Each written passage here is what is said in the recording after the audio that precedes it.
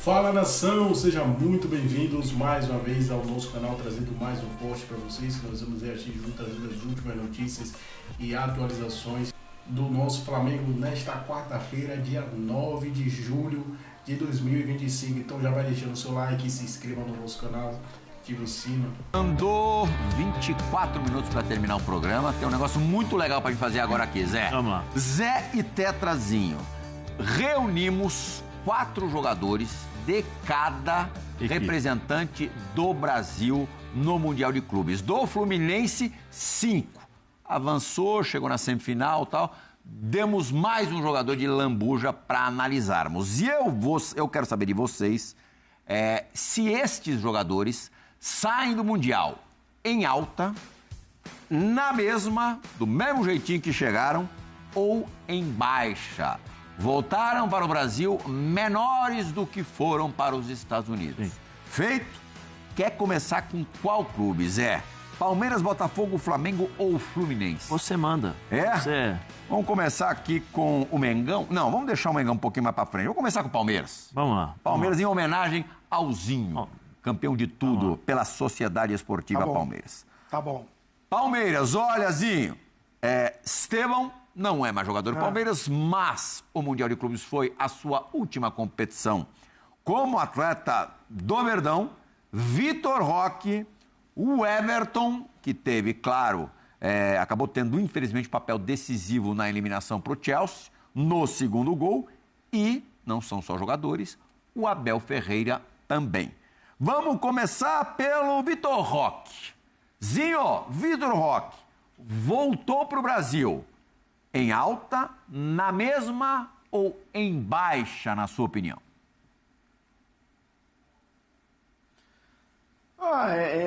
É uma resposta que eu vou dar que, assim, ele já foi em baixa e continua em baixa. Aí eu não sei se é na mesma ou em baixa, mas vou botar em baixa. Porque... nesse caso, se ele já foi em baixa e voltou em baixa, ele ficou na mesma, né? Mas assim, pra mim ainda eu tenho uma expectativa muito alta. Pela expectativa a gente pode considerar em baixa. A chegada dele. Então ele tá em baixa, né? Mas eu espero muito dele ainda. Tá não participou de nenhum gol, né, Zinho? Nem dando passe, nem concluindo. Para um atacante em 5 partidas, deixou a desejar, Zé. Eu acho assim, eu gostaria de vê-lo mais dentro da área, trabalhando ali junto com os zagueiros, coisa que ele fazia mais no Atlético Paranaense, muito mais parecido com isso. O sistema tático, e acho que a contribuição dele, a maneira de jogar do Palmeiras... Ponta esquerda não te agrada? Não me agrada. Correndo atrás de lateral, marcando saída de volante, eu acho que tem que participar, sim, mas talvez se ele fizesse essa função dentro da área, sabe, pressionar o zagueiro ali e receber, e o Palmeiras pudesse criar mais oportunidades para ele finalizar. Mas eu assino o delator, o vovozinho, embaixo. Embaixo, né? Mesmo já não tendo ido com a moral lá em cima, pelo que se espera dele, fez muito pouco. Estevão, Zé Elias. Eu acho que assim, dentro daquilo que se esperava mais dele, né? Eu acho que o último jogo deu para ele... Aliviou a barra? Aliviou um pouco a barra, porque foi um desafio muito grande para ele. Jogar no time que o contratou. É lógico que a gente esperava sempre mais. Mas assim, de novo, eu vou tocar no esquema tático. Não dá para você colocar o menino para fazer o tempo todo voltar. Ele jogou como ala pelo lado direito. Né? Quando tinha o Alan ali pelo lado direito, ele um pouquinho mais à frente, ele tentou, teve um pouquinho mais de liberdade e tal. Acho que ele voltou na mesma. Tetra? Acompanho também o Zé. A gente está concordando muito, hein, Zé? Mas assim, é isso mesmo. Ele foi um dos melhores de um Palmeiras que não teve assim, um destaque absurdo, né? Acho que ele e o Richard Rios ali me agradaram, mas acho que ele podia fazer mais do que fez, mas era o sistema, tudo como o Zé falou, e ele sai daqui com moral, ele o cara diferente, e ele é que ainda conseguiu fazer gols, chamava a responsável na frente, na mesma. Não foi uma decepção, mas também não foi uma sumidade. O Evertonzinho, que você acha do momento do Everton? Como é que ele volta desse Campeonato Mundial? Sim, essa opinião pública pesa muito, né? O lance ali decisivo marca muito, né? Me lembrou um pouco o Marcão lá na final do Mundial, né? O gol que a gente tomou, que o próprio Marcão meio que assumiu a responsabilidade, ele chamou para ele a responsabilidade, dizendo que falhou, e eu até chamava ele e falava: Marcão, não foi, cara, não foi só você não, você fez uma escolha, né, de ir no primeiro pau ali, o goleiro não pode antecipar, né? Você cometeu um erro também, mas poxa, o Arce não marcou, foi batido pelo Giggs, o Júnior Baiano saiu atrasado na cobertura, a bola desviou, né? Te encobriu, eu não acompanhei o Ryan King, o Alex não acompanhou, o Galeano não entrou. Então, assim, eu gosto de colocar para o conjunto. Eu estou falando isso porque, assim, fica muito em cima do goleiro, como o Marcão assumiu aquela responsabilidade. Muita gente, eu vi uma crítica até pesada em cima do Everton, acho que ele falha também, a reação dele é lenta, mas há um escanteio, ninguém marcou, faz uma bola curta, demoraram de diminuir, desvia a bola no Giai, uma bola que certamente sobraria melhor para o Rios, né, que estava logo atrás. Houve todo um processo para chegar no erro dele também. E crucificar só o Everton eu acho um absurdo. Eu acho que assim, há um conjunto, né, de fatores que ele está inserido nisso, né?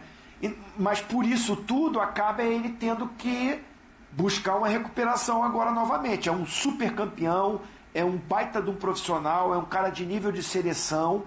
Ele vai em alta porque ele é o grande goleiro do Palmeiras, ele é uma referência, e volta volta em baixa, né? Por causa desse lance. Sim. E dessa pressão que fica mais em cima dele. Infelizmente, eu não concordo muito, mas é a bola, é o futebol. Zé ter sofrido aquele gol que acabou custando a eliminação do Palmeiras no Mundial, muda a cotação do Everton?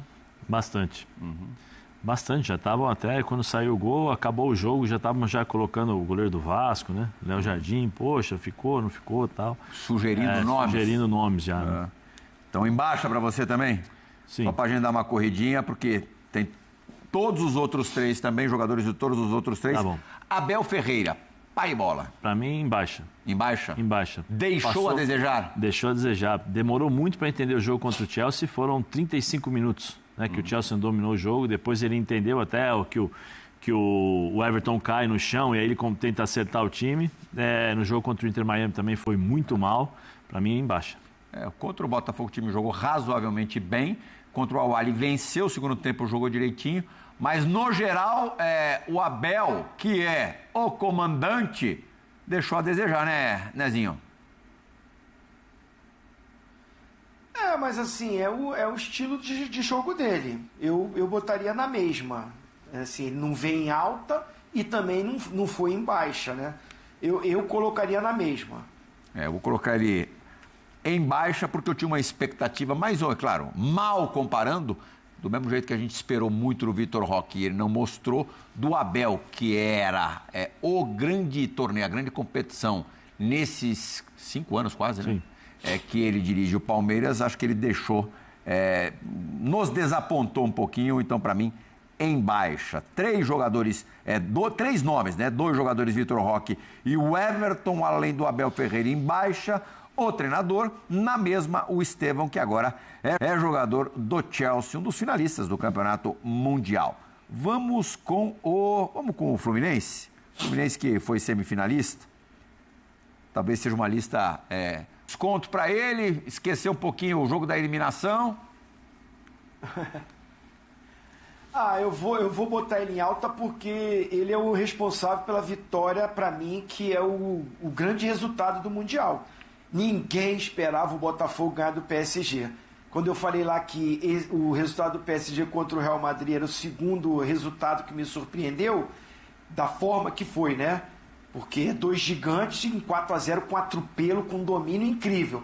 Mas o resultado que mais me surpreendeu nesse Mundial todo é esse jogo que o Hugo Jesus sozinho na frente, que ele jogou sozinho na frente, né? O Mundial todo ele jogou sozinho, o Renato Paiva, o esquema era defensivo, era conservador e o cara conseguia ainda se virar. Então, assim, ele se despede do Botafogo em alta, fazendo gol contra o melhor time do mundo. O nosso Fabrício, que eu desconfio que tem a toque, ele queria que eu votasse na mesma para ficar a coluninha ali mais preenchida. Mas eu vou dar uma moral pro Igor Jesus, vou votar em alta. Saiu por cima do Botafogo. Barbosa, rapidinho, Zé. Em alta. Em alta. Zinho, zagueirão Barbosa. Em alta. É, em alta. Mais um do Botafogo. Em alta. Portanto, o Fluminense teve 3 personagens em alta, né? O John Arias, o Martinelli e o Renato Gaúcho. O Botafogo, 2, mesmo sendo eliminado antes do Palmeiras, teve 2 jogadores em alta que saíram por cima. O Palmeiras, nenhum. O Palmeiras teve só o Estevão na mesma e 3 em baixa, Vitor Roque, o Everton e o técnico Abel Ferreira. Agora vamos para o Mengão, Flamengo. Vamos começar aqui pelo mais neutro, talvez. Bruno Henrique, que bem na mesma, né? Ele entrou contra o Chelsea, fez um bom jogo, mas depois... contra o Chelsea foi uma loucura, mas assim, os outros depois momentos... foi Zinho, Bruno Henrique sai igual foi? Sim, na mesma, mas muito por responsabilidade do Felipe Luiz, que mexeu muito no time, né? Então, hora ele era titular, hora não era titular, hora joga, depois não joga. Então, assim... não teve uma sequência de titular para continuar e subir e ficar em alta. Mas assim, ele quando entrou, principalmente no jogo contra o Chelsea, mostrou muito, né, o poder de finalização e um jogador de jogo grande que decide. Foi fundamental ele nesse jogo, então na mesma, né, porque ele tem acontecido isso ao longo das competições aqui, ele tem entrado, jogado alguns como titular e outros não, por opção do Felipe Luiz. E o Arrascaeta? Para mim é em baixa, não fez um bom Mundial, ele foi bem grande, é o grande jogador para mim, eu admiro demais o Arrascaeta, eu acho ele um baita de um jogador, um dos melhores meias do futebol brasileiro, sem dúvida, e ele não faz um grande Mundial muito abaixo. Zé? Também, em baixa. E agora, os 2 nomes que eu imagino que vão causar uma discussão maior. Por isso, temos 5 minutos para falar de Felipe Luiz e Pedro, começando pelo treinador. Para você, Zé? Em baixa. Em baixa? Acho que em baixa. Quanto rigor? Não. Eu esperava mais o Felipe, mais assim, pela capacidade do elenco, pela forma de jogar. O time foi, até o jogo do Bayern de Munique estava tão bem. Você tá falando. Você não achou contra o Chelsea? Jogou um bolaço. Sim, mas contra o Chelsea. Os outros jogos, ok. Então, mas você esperava mais dos outros jogos. Você esperava mais. E o Los Angeles, o time já está classificado. Sim, mas eu esperava mais dele. Nas mexidas, nas baixa trocas. para você? Assim, quando você espera mais, eu esperava mais dele. Sim. Esperava mais dele. Zinho! Eu vou, assim, até por acreditar muito, né, no Felipe Luiz, eu acho ele um cara muito promissor, muito inteligente, acho que o Mundial vai servir de lição, de aprendizado para essa carreira que é muito complicada, é difícil. Eu vou colocar na mesma, porque assim, acho que ele vai muito bem contra o Chelsea, os outros jogos o Flamengo foi superior, o jogo contra o Los Angeles ele mesclou, deu chance para todo mundo jogar ali, assim mesmo, acho que o Flamengo não fazendo o seu melhor jogo foi melhor do que o Los Angeles, e o jogo contra o Bayern de Munique, acho que a proposta dele contribuiu para o time que é superior, que é bem melhor, o Bayern de Munique, ganhar da forma que ganhou. Ele tem a cota de participação dele, mas pelos outros jogos, o Flamengo jogou bem, eu vou botar ele na mesma. Eu vou desempatar e não é por causa do toque do Fabrício, não. Eu vou colocar ele na coluna do meio aqui, na mesma. Para mim, o Felipe fez um Mundial bem aceitável. Pedro é óbvio que é em baixa. Sim. Né? Acho que vocês vão concordar comigo. A questão para esses últimos 3 minutos de programa, começar com o Zinho. Como é que você prevê os próximos passos os próximos capítulos da história, da trajetória do Pedro no Flamengo. Zinho, já vou até colocar aqui embaixo. Ele está em baixa não por culpa dele, né? Eu vi alguns comentários, mas ele também tem que fazer por onde, ele tem que jogar melhor. Mas ele não está jogando. Ele joga muito pouco tempo. Então, a vida do Pedro vai depender da diretoria parar com essa coisa de que o Boto aí dando entrevista ou não dando entrevista, eu não sei se ele falou ou não falou. É tanta fonte, é tanta coisa que a gente não sabe. Eu não quero acreditar que o cara é tão inexperiente de ficar falando para um repórter aqui em off. Claro que vai sair, vai vazar. Que o Pedro vai ser vendido, que se vir proposta o Pedro vai ser vendido. O Pedro é um dos melhores atacantes do futebol brasileiro. O Pedro é cotado para ser centroavante da seleção brasileira. O Gabigol foi embora porque todo mundo confia no Pedro como o atacante principal do Flamengo. E de uma hora para outra, depois de uma contusão, ele parou, não joga mais. Que não tem intensidade. Então depende da diretoria parar de falar besteira e dar confiança para o atleta e o treinador. Aí eu coloquei o Felipe na mesma. Ele tem que voltar a botar o Pedro para jogar, que ele é o centroavante do Flamengo, não é o Plata centroavante, né? O Bruno Henrique quebra um galho ali, né? O Juninho não confirmou a contratação, o atacante referência do Flamengo é o Pedro, então o Felipe Luiz tem que botar ele para jogar, para ele voltar a ter a alta que a gente sabe que ele tem para render. Zé, você acha que o Pedro rapidamente sai dessa lacuna em baixa e pula para em alta? Eu acho que se ele tiver sequência de jogos e entender o que está acontecendo, o que ele precisa fazer... Depende mais dele ou dos outros? Acho que depende primeiro do Felipe, de colocá-lo para jogar.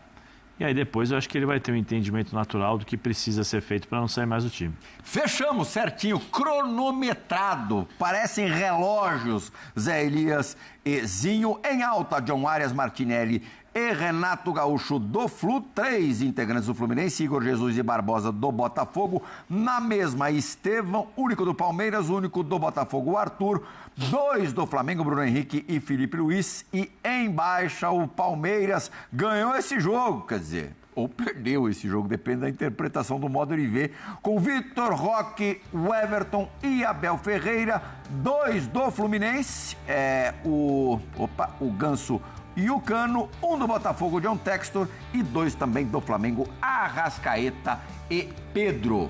Muito obrigado, Zé Elias. Obrigado, nos vemos até... Muito obrigado, Zinho.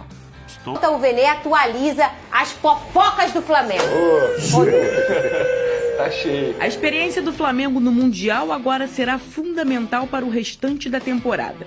O time tem 3 competições pela frente e agora vai com força total para os próximos desafios. Durante o Mundial de Clubes, o técnico Felipe Luiz mexeu bastante na equipe. E agora volta com o objetivo de manter o Flamengo no topo, mas já com desfalque de Gerson. O meia já deu adeus ao time. Ontem ele esteve no Ninho do Urubu para se despedir dos companheiros. Sem o Coringa, Felipe Luiz terá que encontrar o substituto para a vaga. Um dos que devem assumir a titularidade é Jorginho. De La Cruz, que também disputa a posição, tem treinado normalmente no time e deve ganhar mais oportunidades. Outra dor de cabeça para Felipe Luiz é Eric Pulgar, que será desfalque por um longo tempo. Ele fraturou o 5º metatarso do pé direito no jogo contra o Bayern. Durante o treino, o técnico ainda não esboçou o time que vai enfrentar o São Paulo no reencontro com a torcida. O Flamengo é líder do Brasileirão com 24 pontos e promete brigar para se manter na ponta da tabela. Vene, o povo quer saber. O BAP conversou no WhatsApp com o Boto. Ainda bem que vai ter jogo sábado pra acabar com isso tudo.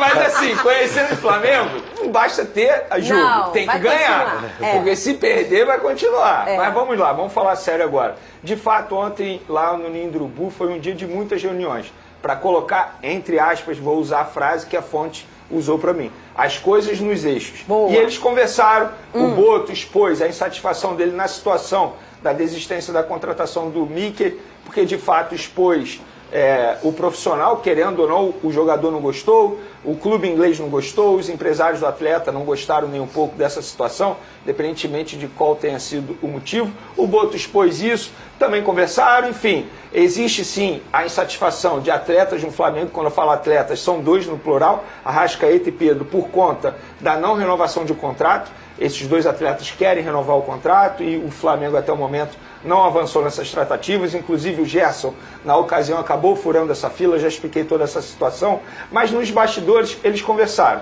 colocaram as coisas nos eixos e está tudo resolvido, pelo menos até a próxima página. E aí a gente vai acompanhando os próximos passos. Não existe a chance do BAP demitir o Boto, pelo contrário, o BAP entende o Boto também não vai pedir para sair, até esse momento ele não vai pedir para sair, pelo contrário, ele quer continuar também no Flamengo, mas é óbvio, ele quer continuar, mas tendo respaldo. Porque se acontecer novamente o que aconteceu no veto da contratação, e repito, independentemente do motivo, de fato, assim, qual é o trabalho dele? Ou você confia no trabalho dele ou você não confia no trabalho dele. Então, assim, todo mundo expôs, todos os lados, a insatisfação de todo mundo, eles conversaram, botaram um ponto no final e agora estão tentando focar no próximo duelo do Flamengo, que é com São Paulo nesse sábado no Maracanã. Mas foi um dia, assim, bem movimentado no Ninho do Urubu. Aquele dia que as pessoas lavam as roupas sujas entre 4 paredes. É o Natal na família, não é, Pedro? É complicado. É o Natal. Na hora do Natal da festa, que leva a meia, aí o outro fala da tia. Então, acontece isso bastante. Acontece lá na sua família, na família Pedrosa? Com certeza. Pô, desculpa por aquilo que eu te falei, assim, não foi de propósito. Tava com a cabeça quente. Aquela postagem, Acontece, mas assim, a sintonia do diretor de futebol com o presidente... O que me surpreende é um dos principais portais flamenguistas de notícias do Flamengo, né, que cobrem a equipe flamenguista, repercutir isso e colocar ali como um ponto de possibilidade em breve dentro da equipe do Flamengo. Isso me admirou. Eu acordei de manhã com a notícia lá na TNT Sports de que o Real Madrid cogita emprestar o Endrick. Na verdade, existe um desejo do jogador e de seu empresário de viabilizar esse empréstimo. O Endrick chegou nos Estados Unidos, depois do período ali, acho que de recuperação de uma lesão que ele teve. Só que aí ele chegou nos Estados Unidos, ele encontrou um cenário pior para ele ainda. Porque além de ter o Mbappé, que é um jogador titular absoluto, apareceu também agora o Gonzalo Garcia. Isso leva o Endrick a ser a terceira, ou às vezes até a quarta opção no banco do Real Madrid.